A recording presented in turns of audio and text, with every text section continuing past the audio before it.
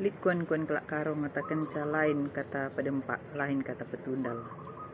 Hendak iandingkan menjelma si la konsisten, entah pe banci katakan jelma si perbual bagi. Jadi banci lebih-lebih te menghuli ia, tapi pun dite cakap kena kita bagi. Jadi biak si bagian dah ke menghuli, sab nangkai, eda banci mencelakakan kalak situ man bana. Soalnya lain kata berdempak, lain kata pedundal, lain cakap na lebih-lebih te, lain kapu dite, ende setuhna latih kersiakap.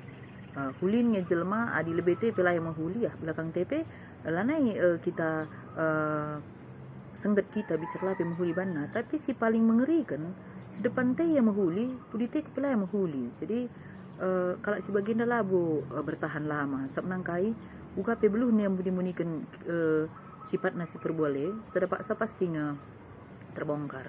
Maka kita kok perlu si asuhi ya adi uga kin cakap ta petundal bagi kalah cakap ta pedempak pe artina olah kita ngit rebual bagi. Jadi istilah si genduari nina bermuka dua artina ketika kita berhadapan manis bana tapi pudite tusukna kita dari belakang nda sitik ke pelabu pas enda.